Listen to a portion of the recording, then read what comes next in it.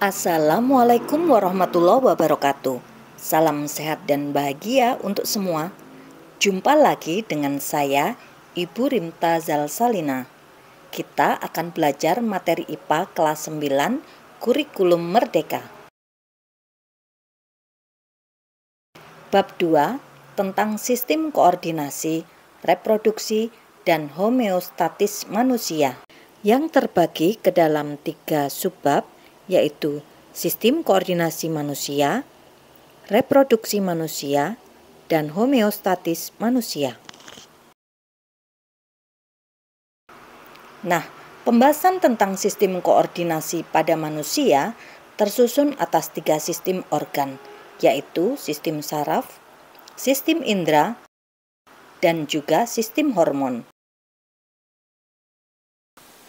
Pada video ini, kita hanya fokus membahas tentang sistem saraf pada manusia.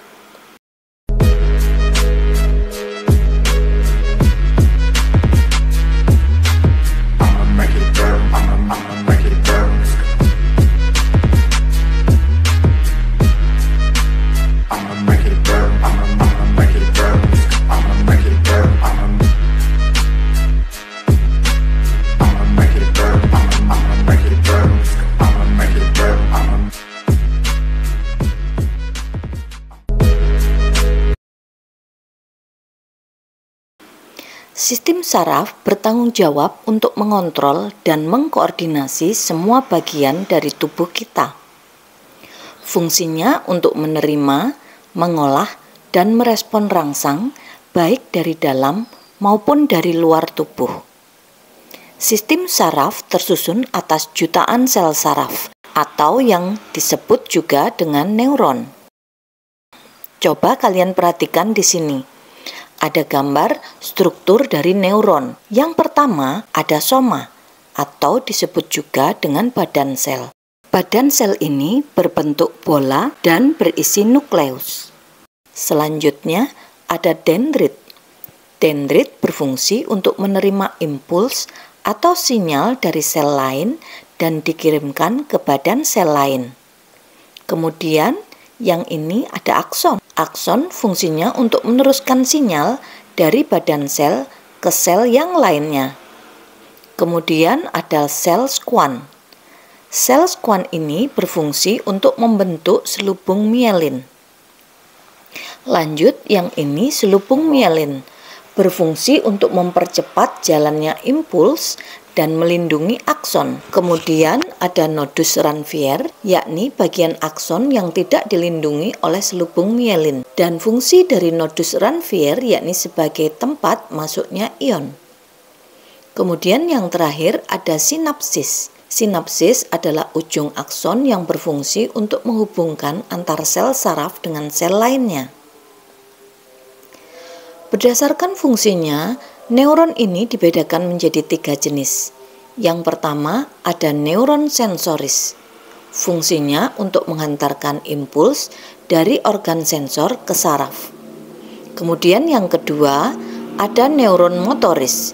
Fungsinya untuk menghantarkan impuls dari saraf pusat ke organ motor seperti otot atau kelenjar. Dan yang ketiga ada neuron konektor yang berfungsi untuk menghubungkan satu neuron dengan neuron lainnya.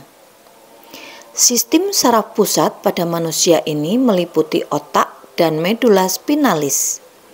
Baik otak maupun medula spinalis dilindungi oleh lapisan pelindung yang disebut dengan selaput meninges. Selaput meninges tersusun dari 3 lapisan. Ada durameter, arachnoid, dan juga piameter. Gerak sadar yang dilakukan oleh tubuh kita merupakan tanggung jawab dari otak. Sedangkan gerak refleks dikendalikan oleh medula spinalis. Struktur otak sangatlah kompleks. Coba perhatikan gambar berikut. Ada otak besar, ada otak kecil, ada kelenjar pineal, pituitari, dan juga medula oblongata. Yang pertama, otak besar atau cerebrum berfungsi sebagai pusat gerak sadar dan mengolah berbagai impuls dari berbagai macam indera. Kemudian ada otak kecil. Otak kecil berfungsi sebagai pusat keseimbangan gerakan, kontrol gerakan mata, dan koordinasi gerak sadar yang terkait keterampilan. Misalnya seperti keterampilan mengetik dan memainkan piano. Selanjutnya ada kelenjar pituitari. Kelenjar pituitari berfungsi menghasilkan berbagai macam hormon. Selanjutnya ada kelenjar pineal. Kelenjar pineal berperan dalam pengaturan jam biologis, misalnya waktu bangun tidur atau juga kebiasaan-kebiasaan lainnya. Nah, sekarang silahkan mengerjakan soal-soal berikut.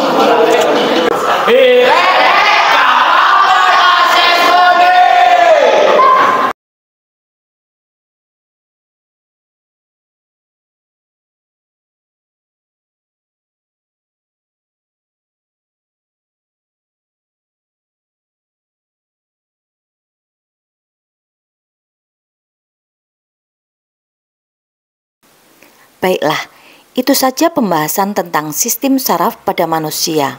Di video berikutnya kita akan membahas tentang sistem indera pada manusia. Kita akan mencari tahu apa saja sih alat-alat indera pada manusia. Video ini sampai di sini. Terima kasih. Wassalamualaikum warahmatullahi wabarakatuh.